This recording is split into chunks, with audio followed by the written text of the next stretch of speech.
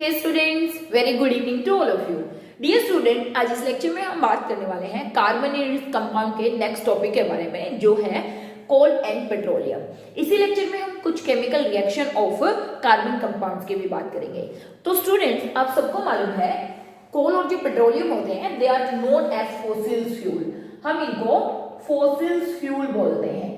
ठीक है, क्यों फॉसिल फ्यूल बोलते हैं इसकी बात करेंगे, लेकिन अगर हम बात करें why they are used as fuel, ये फ्यूल की तरह क्यों यूज किए जाते हैं, क्योंकि हमें मालूम है जब कोल और पेट्रोलियम को बर्न किया जाता है, बर्न करने पर एनर्जी की कुछ फॉर्म्स की फॉर्म में आप बोल सकते हो, यानी कि एनर्जी रिलीज करते हैं। किस फॉर्म में?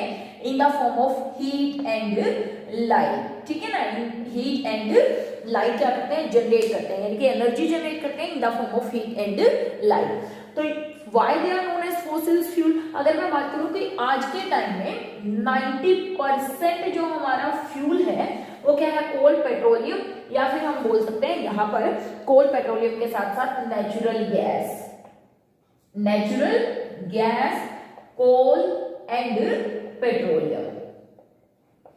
ठीक है, natural gas, coal and petroleum, ये 90% 90% हमारे लिए फ्यूल की तरह काम करते हैं। ठीक है, और यहां से जो हीट लाइट की फॉर्म में ये जो एनर्जी प्रोड्यूस हो रही है, आपको मालूम है इस एनर्जी का यूज करते हैं हम बहुत सारे डे टू डे प्रोसेसेस करने में। फॉर एग्जांपल, खाना बनाने के लिए हम एनर्जी का यूज करते हैं in the form of heat, है ना। ठीक है, उसी प्रकार से अगर मैं बात करूं पेट्रोल डीजल जो है, जो पेट्रोलियम से ऑब्टेन हुए हैं, उनका यूज करते हैं हम किसको? हमारे व्हीकल्स को रन करने में। कार है, चाहे हवाई जहाज है, आप कोई भी किसी भी हमारे उसकी बात कर लीजिए, व्हीकल की बात कर लीजिए, वो सब क्या करते हैं? एनर्जी से ही चलते हैं। और वो एनर्जी हमें कहां से ऑब्टेन होती है? वो ऑब्टेन होती है हमें फॉसिल फ्यूल से। ठीक है, सिमिलरली अगर हम बात करें प्रोडक्शन ऑफ एनर्जी, चाहे आप एक रेल की बात कर रहे हो, रेल भी हमारी किससे चलती है? वो फॉसिल फ्यूल से चलती है, यानी कि कोल से चलती है। तो it's mean that they are very very important and major source of energy and most important source of energy, coal and petroleum. ठीक है, तो हमने कहा इस एनर्जी का यूज करते हैं हम डे टू डे लाइफ में बहुत सारे प्रोसेसेस कैरिड आउट करने के लिए। इवन जो हम थर्मल एनर्जी का प्रोडक्शन करते हैं, तो एनर्जी भी बेसिकली कहां से प्रोड्यूस होती है? फॉसिल फ्यूल से ही प्रोड्यूस होती है। So we can say this are very very important source of energy. अगर हम बात करें ओरिजिन कहां से हुई है, ओरिजिन कहां से हुई है कोल एंड पेट्रोलियम की, तो मुझे सबको मालूम है, आप एसएसटी में भी पढ़ते हो कि बहुत टाइम पहले क्या हुआ था, अर्थक्वेक के कारण या कुछ नेचुरल कैलेमिटीज के कारण हमारी जो अर्थ थी उसमें बहुत हलचल हो गई थी, है ना। और उसके कारण क्या हुआ? एवरीथिंग गेट डिस्ट्रॉयड, चाहे वो प्लांट्स है, चाहे वो एनिमल्स है, चाहे वो सी वीड्स है, एवरीथिंग गेट डिस्टॉर्टेड। ठीक है, और उस डिस्टॉर्शन के कारण, या आप बोल सकते हो उस नेचुरल कैलेमिटीज के कारण क्या हुआ? प्लांट्स, एनिमल्स, सब कुछ अर्थ में बरीड हो गया। और जब अर्थ में ये बरीड हुए, देन व्हाट हैपेंस, जो बड़े बड़े प्लांट्स थे, ठीक है, बड़े बड़े ट्रीज थे, वो क्या हुए? किसमें कन्वर्ट हो गए? They get converted into coal due to very high pressure and very high temperature. और जबकि बात करें हम पेट्रोलियम की, तो जो सी में जो भी आप बोल सकते हो मैराइन एनिमल्स थे, ठीक है, या छोटे छोटे स्मॉल प्लांट्स थे, वो छोटे छोटे सारे के सारे plants they get buried in the sea में ही बरीड हो गए। ठीक है, धीरे धीरे ओवर एजेस टाइम पास होता चला गया। और देखिए जैसे ऊपर से क्या करती गई, लेयर पे लेयर डिपॉजिट होती चली गई, बहुत सारी लेयर डिपॉजिट होती चली गई, है ना। और लेयर डिपॉजिट होने के कारण क्या हो रहा? बहुत ज्यादा प्रेशर इंक्रीज कर रहा है, बहुत ज्यादा टेम्परेचर इंक्रीज कर रहा है। तो due to this very high temperature and due to this very high pressure, यहाँ पे बैक्टीरियल डिसइंटीग्रेशन स्टार्ट हो गया। मतलब बैक्टीरिया ने क्या किया? ये जो मैराइन एनिमल्स थे या छोटे छोटे प्लांट्स थे, वीड्स थे, उनको क्या करना शुरू किया? डिसइंटीग्रेट करना शुरू किया और उनको चेंज करना शुरू किया। किसमें? Into petroleum. और धीरे धीरे जो ये स्लिट्स डिपॉजिट होती जा रही थी ओवर एन एजेस, बहुत लाखों सालों का समय लग गया, धीरे धीरे ये किसमें कन्वर्ट होना शुरू हो गई? दे गेट कन्वर्टेड इनटू रॉक्स। ठीक है, रॉक्स में कन्वर्ट होना शुरू हो गई। और फिर नीचे जो हमारा है वो क्या बन गए? ऑयल वेल्स बन गए। ठीक है, नीचे क्या बन गए? They get converted into oil wells. मतलब ये किसमें चेंज हो गए? पेट्रोलियम में चेंज हो गए, किसके कारण? Due to very high pressure and temperature and you can say due to bacterial decomposition या बैक्टीरिया के रिएक्शंस के कारण, ठीक है।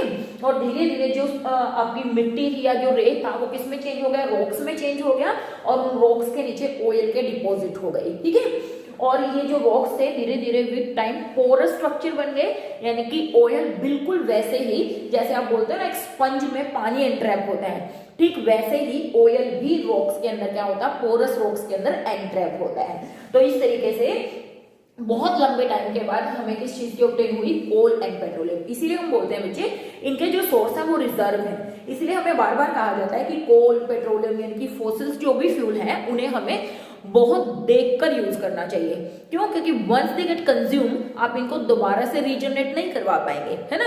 उसके लिए हमें क्या चाहिए? फिर से बहुत लंबा टाइम लगता है इनको जनरेट होने में। ऐसा नहीं है कि अगर कोल एक टाइम के बाद खत्म हो गया तो आप उसको 10 दिनों में वापस जनरेट कर लेंगे, नहीं, this is not possible, means it will take long time. इसलिए हमें बोला जाता है कि कोल एंड पेट्रोलियम क्या होना चाहिए? बिल्कुल देख के यूज करना चाहिए, ठीक है। देखिए बच्चे अगर आने वाले टाइम में इसी स्पीड से हम इन चीजों का यूज करते रहे तो आने वाले टाइम में अगर इनके जितने भी हमारे पास भंडारण है या जितना भी हमारे पास कोल और पेट्रोलियम के रिसोर्सेज हैं या सोर्सेज हैं, अगर वो सब खत्म हो जाएंगे तो आने वाले टाइम में वापस हमें साइकिल की सवारी करनी पड़ेगी। समझ आ रही है बात? तो इसीलिए हमें बोला जाता है कि आप देखकर ये चीजें यूज कीजिए, क्योंकि इनको बनने के लिए बहुत टाइम लगा। फॉसिल से ये ऑब्टेन हुए हैं, किससे? प्लांट और एनिमल डेड मटेरियल से ये ऑब्टेन हुए, that is called fossil, that is why they are called fossil fuel, ठीक है। Now let me talk about chemical properties of carbon compound. Carbon compound की केमिकल प्रॉपर्टीज के बारे में बात करते हैं, ठीक है। Let me talk about chemical reactions या chemical properties of carbon and its compound या कार्बन कंपाउंड्स, ठीक है। तो सबसे पहले हम बात करने वाले हैं किसके बारे में? केमिकल रिएक्शंस या केमिकल प्रॉपर्टीज के बारे में। मुझे ना सबसे पहले हम बात करें, सबसे पहली जो रिएक्शन है उसके बाद हम करने वाले हैं that is combustion reaction. You can take burning reaction and also you can say complete oxidation, complete oxidation, ठीक है। तो देखिए बहुत सिंपल सी रिएक्शन है। कार्बन या कार्बन के कंपाउंड्स को अगर आप बर्न करेंगे in the presence of excess of air then definitely वहां पर प्रोड्यूस होने वाला है कार्बन डाइऑक्साइड। अगर हाइड्रोकार्बन्स को आप बर्न करेंगे तो वहां पर कार्बन डाइऑक्साइड के साथ आपको वाटर वेपर्स भी मिलेंगे और साथ में हमें क्या मिलेगी? Heat and light. That is why hydrocarbons are used as fuel. तो कार्बन है, कार्बन की आप कोई भी फॉर्म ले सकते हैं। You can take coal, you can take graphite, you can take fullerenes, कोई भी कार्बन की फॉर्म है, कोल है, सब बर्न करके एक्सेस ऑफ एयर में किस चीज का प्रोडक्शन करेंगे? CO2, और साथ में क्या मिलेगी? हीट एंड लाइट हमें यहां से ऑब्टेन होगी। सिमिलरली अगर मैं बात करूं मीथेन है, मीथेन को अगर आप एक्सेस ऑफ एयर में बर्न करेंगे देन हमें मिलने वाला है carbon dioxide, water plus heat and light. Similarly अगर आप butane, C4H10 which is very important constituent of LPG, जो हमारी LPG होती है liquefied petroleum gas, CNG compressed natural gas. तो LPG को जब आप बर्न करते हो एयर में तो भी किस चीज की ऑब्टेन होगी? CO2 plus H2O plus heat and light is obtain. Reaction को अगर आप बैलेंस करना चाहें तो you can balance the reaction, खुद से आप बैलेंस कर भी सकते हैं। 4 2 8, यहाँ पर 10 है तो यहाँ पर अगर हम 5 कर देंगे तो ये हो गए 10 और ये हो गए 5, 15। इसका मतलब मैं यहाँ पे क्या कर दूं? 15/2 ऑक्सीजन, यानी कि butane burns in the presence of oxygen leads to the formation of carbon dioxide, water and heat and light. Similarly अगर आप अल्कोहल ले लेते हैं, इथेनॉल ले लीजिए, C2H5OH, ethanol which is also hydrocarbon, इसको भी अगर बर्न करेंगे तो सेम आपको CO2 water plus heat and light he obtain होने वाली है। इंस्टेड ऑफ दैट कि यहाँ पर नंबर ऑफ मोल्स बदल जाएंगे, आप रिएक्शन को जब बैलेंस करेंगे कि कितने नंबर ऑफ मोल्स हमें यहाँ से ऑब्टेन होंगे। इसीलिए बच्चे ये जो इथेनॉल है it is also used as fuel in labs, ठीक है। लेबोरेटरी में आप इथेनॉल को किसकी तरह एज अ फ्यूल यूज करते हो। इनफैक्ट बड़ी बड़ी जो फैक्ट्रीज होती हैं जहां पर लार्ज स्केल पर हीट की रिक्वायरमेंट होती है वहां पर भी इथेनॉल को एज अ फ्यूल यूज किया जाता है। क्यों? क्योंकि ये tremendous amount of heat and light देता है, यानी कि एनर्जी बहुत ज्यादा यहाँ से प्रोड्यूस होती है। तो मीन्स कोई भी हाइड्रोकार्बन कंप्लीट ऑक्सीडेशन करके क्या देगा, कार्बन डाइऑक्साइड देगा, वाटर देगा, कार्बन होगी तो सिर्फ CO2 मिलेगी, अगर हाइड्रोकार्बन होंगे तो वहां पे वाटर मिलेगा और साथ में हीट एंड लाइट मिलेगी। तो ऐसे रिएक्शन जिसमें बर्निंग हो रही है, यानी कि reaction of oxygen with carbon और hydrocarbon lead to the formation of this product heat and light is called combustion या ऑक्सीडेशन रिएक्शन। ठीक है, देखिए बच्चे अगर हम कंबस्शन की बात कर ही रहे हैं, बर्निंग की बात अगर हम कर ही रहे हैं, तो अगर हम बात करें बर्निंग में, आप देखते हो कभी कभी जब आप चीजों को जलाते हैं तो आपको मिलते हैं बिल्कुल क्लियर फ्लेम, ठीक है, लेकिन कभी कभी आप देखते हैं आपको मिलता है सूटी फ्लेम।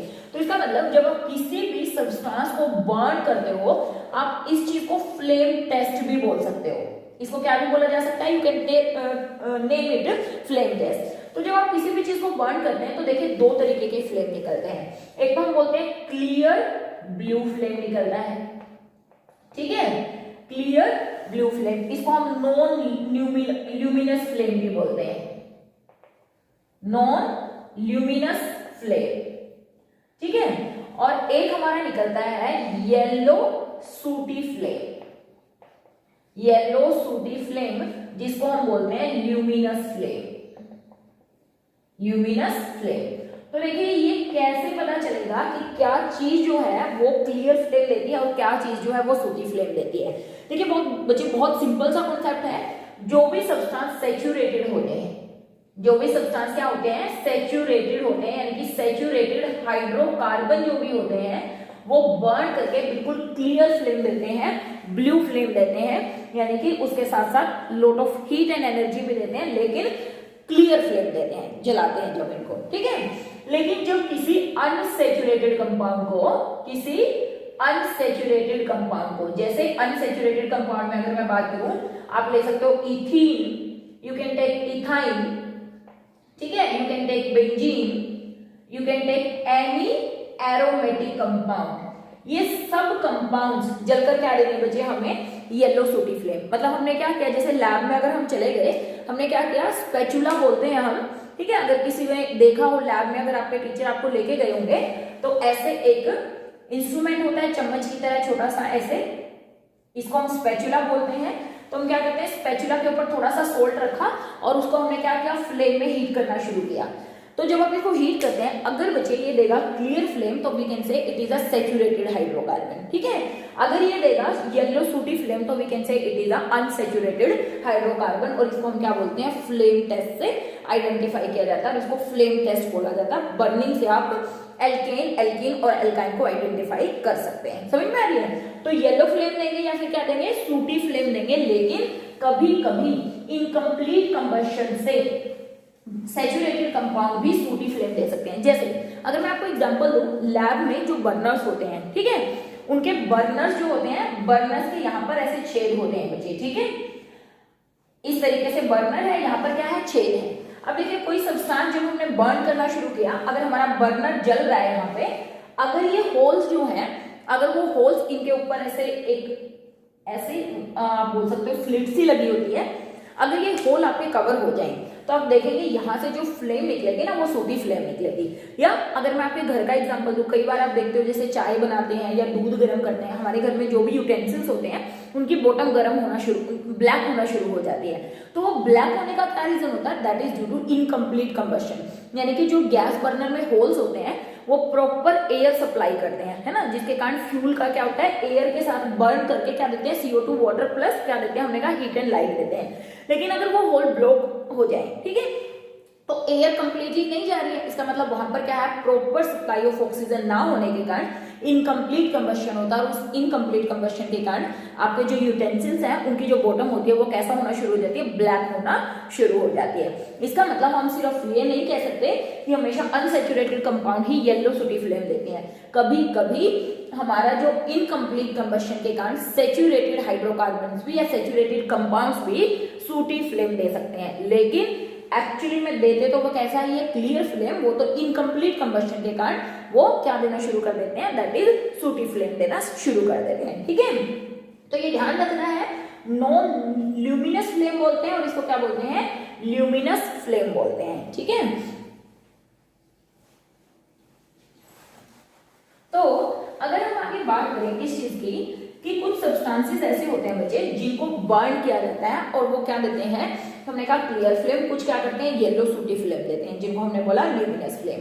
अगर हम बात करें कुछ सब्सटेंसेस जो होते हैं, देखिए वो तो फ्लेम के साथ जलते हैं, और कुछ सब्सटेंसेस होते हैं वो बिना फ्लेम के विदाउट फ्लेम बर्न करते हैं, विदाउट फ्लेम बर्न करते हैं। अगर मैं आपकी बात करूं कि देखिए अगर आप बात करें आपका जो गैस का स्टोव है या गैस बर्नर है या लैब में जो बर्नर्स होते हैं वो तो फ्लेम के साथ जलते हैं, है ना। लेकिन अगर मैं बात करूं कोयला है या फिर लकड़ी है या उपले हैं, वो क्या करते हैं थोड़े टाइम के लिए तो फ्लेम देते हैं, लेकिन उसके बाद सिर्फ वो रेड हॉट हो जाते हैं, यानी कि वो सिर्फ ग्लो करना शुरू कर देते हैं। तो हमें क्वेश्चन ये देखना है कि क्वेश्चन भी आ सकता है कि why some of the fuel they burn with flame and some of the fuel they burn without flame. कुछ फ्लेम के साथ जलते हैं और कुछ बिना फ्लेम के साथ जलते हैं। तो अगर हम बात करें, देखिए जितने भी गैसियस फ्यूल्स हैं, जितने भी बच्चे क्या है गैसियस फ्यूल है या ऐसे फ्यूल जो वोलेटाइल सब्सटेंसेस में चेंज हो सकते हैं, और दोज फ्यूल्स विच कैन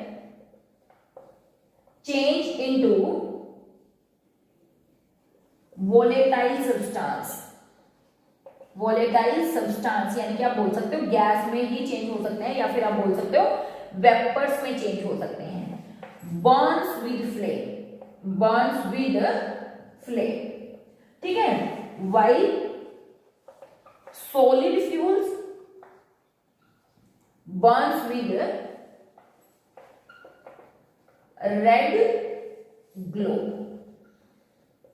वो सिर्फ चमकते हैं, है ना, ग्लो करते हैं। ऐसा नहीं कि हीट नहीं देते, हीट बहुत देते हैं, बट वो सिर्फ चमकते हैं। लेकिन आपके दिमाग में क्वेश्चन आएगा कि देखिए जब आप लकड़ी को जलाना शुरू करते हैं तो वो क्या करता है, स्टार्टिंग में तो फ्लेम देता है, उसके बाद वो ग्लो करना शुरू करता है। सेम कोयला है, जब आप उसको जलाते हैं तब तो वो क्या करता है, फ्लेम प्रोड्यूस करता है, अदरवाइज वो ग्लो करता है। इसका रीजन ये होता है, देखिए मैंने यहाँ पे लिखा है कि जब स्टार्टिंग में आप कोयले को या फिर लकड़ी को जलाना शुरू करते हैं तो उसके अंदर कुछ मॉइस्चर होता है। देखिए जैसे आप उसको जलाते हैं, हीट इंक्रीज होने के कारण वो मॉइस्चर बाहर निकलता है और वोलेटाइल सब्सटेंसेस में चेंज होता है, गैस की फॉर्म में चेंज हो जाता है, वेपर्स की फॉर्म में चेंज होता है। और जब वो बाहर निकलता है तो उसके साथ जो आग जलती है वो फ्लेम के रूप में जलती है।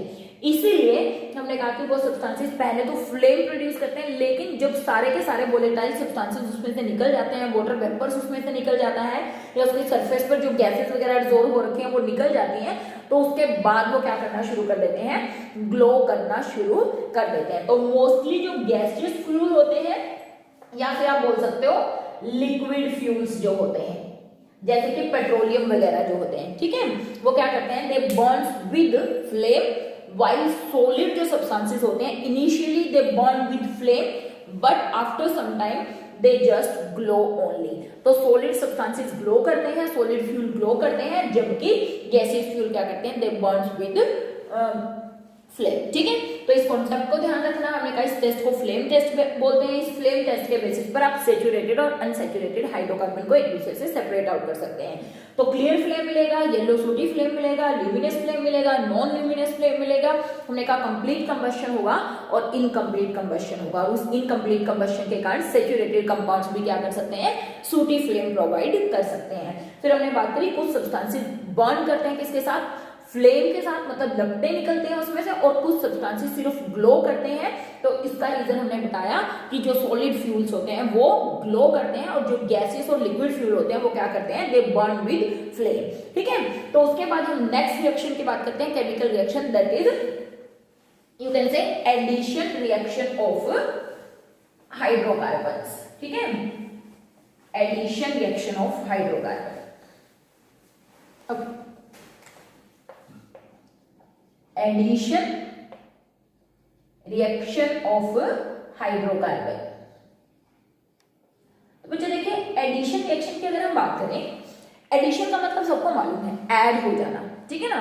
एडिशन का मतलब क्या होता है, सिंपल एडिशन हो जाना।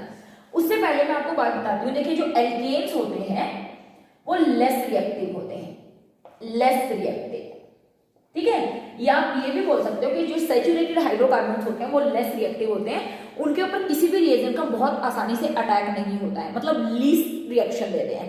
That is why they are called paraffins. जो एल्केन्स होते हैं they are also called paraffins. Paraffins का मतलब होता है little affinity for reaction, little affinity toward reaction. मतलब जो एल्केन्स होते हैं, सैचुरेटेड कंपाउंड्स होते हैं, they are less reactive, they are called paraffins. Paraffins का मतलब होता है लीस्ट एफिनिटी टुवर्ड रिएक्शंस, ठीक है। क्यों? क्योंकि ये स्टेबल होते हैं ऑलरेडी। क्यों होते हैं एल्केन लेस रिएक्टिव? क्योंकि ये कैसे होते हैं, स्टेबल। कार्बन और कार्बन के बीच में सिंगल बॉन्ड बना होता है, या कार्बन और हाइड्रोजन के बीच में क्या बना होता है, सिंगल बॉन्ड बना होता है, जो कि स्ट्रॉन्ग बॉन्ड होता है, जो कि सिग्मा बॉन्ड होता है, ठीक है।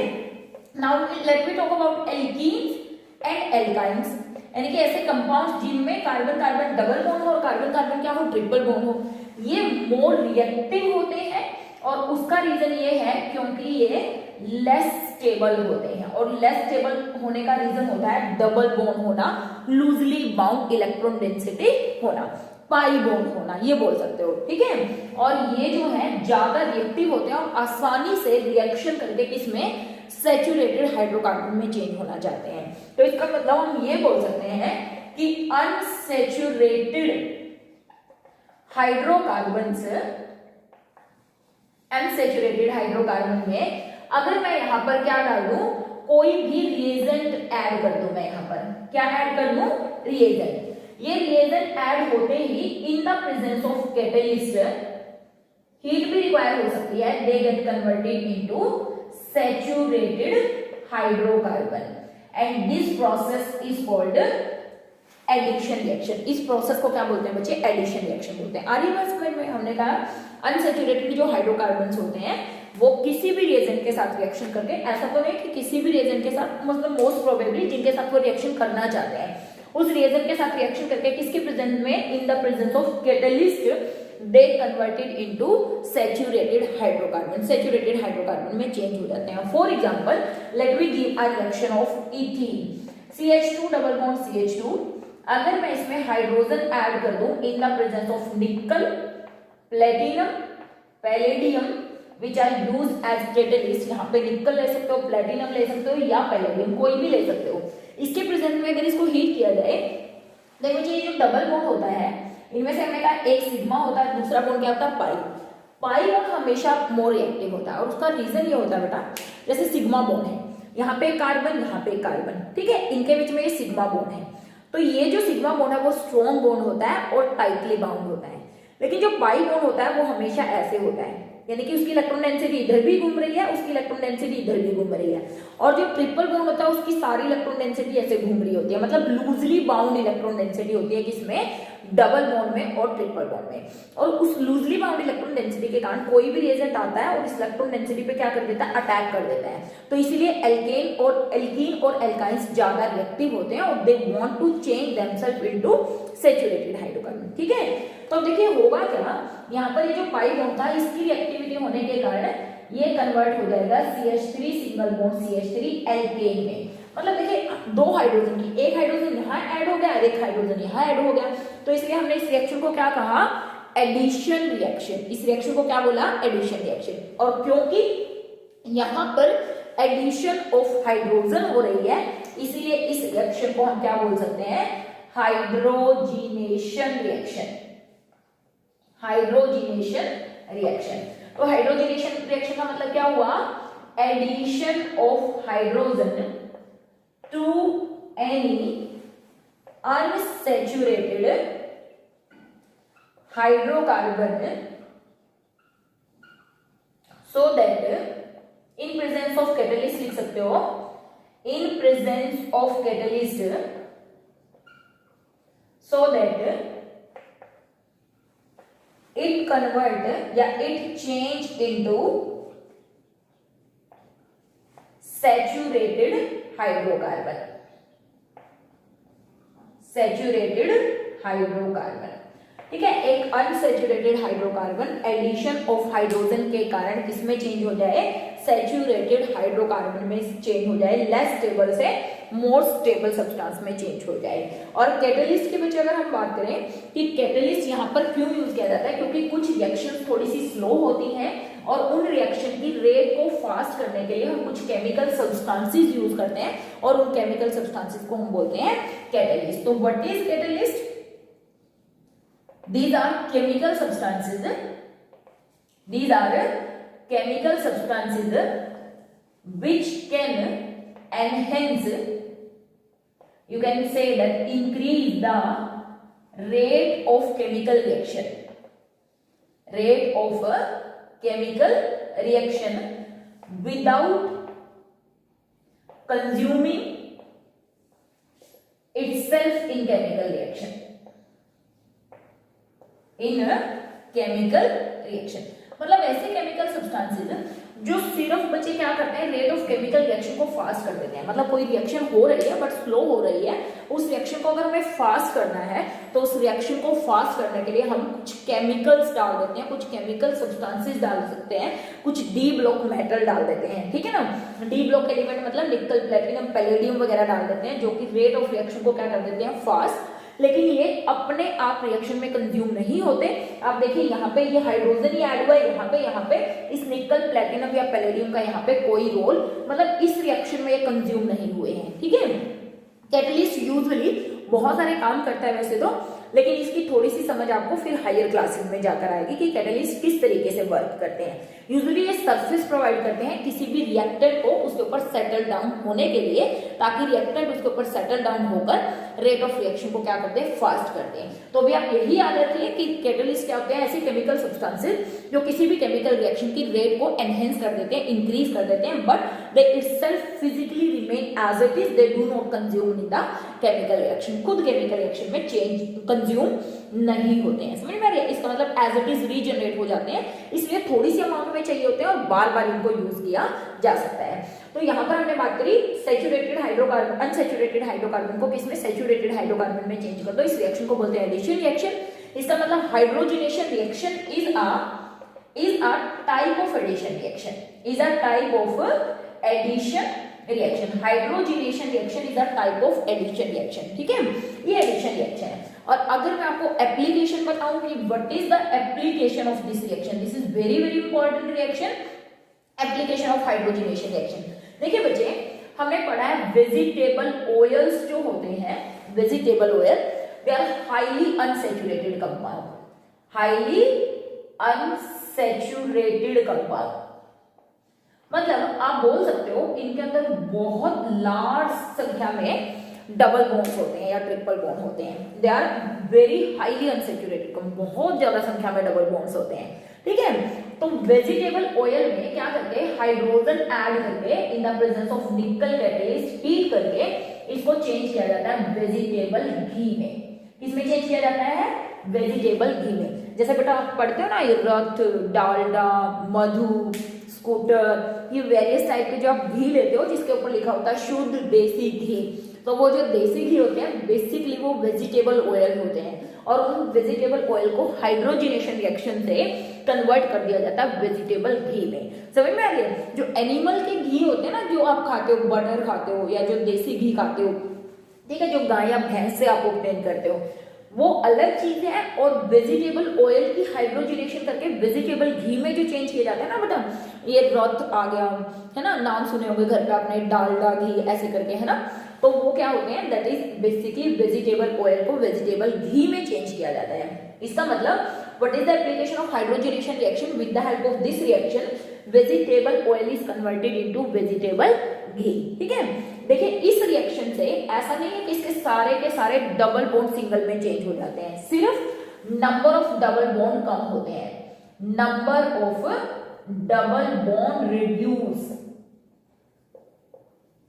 ठीक है। इसका मतलब हाइड्रोजनेशन रिएक्शन, ये वाली हाइड्रोजनेशन रिएक्शन डबल बॉन्ड को रिड्यूस करती है, कंप्लीटली एलिमिनेट नहीं करती है। ऐसा नहीं है कि vegetable oil highly unsaturated compound से अनसैचुरेशन का लेवल थोड़ा सा कम हो जाता है, डबल बॉन्ड कम हो जाते हैं, बट वो सिंगल बॉन्ड में चेंज नहीं होते। मतलब it does not eliminate completely the double bond and does not change all the double bond into single bond, सिर्फ रिड्यूस कर देता है नंबर ऑफ डबल बॉन्ड्स को, ठीक है। Now let me talk about bromination reaction, यानी कि कुछ और एडिशन रिएक्शन की बात करते हैं। यहां पर हमने बात करी एडिशन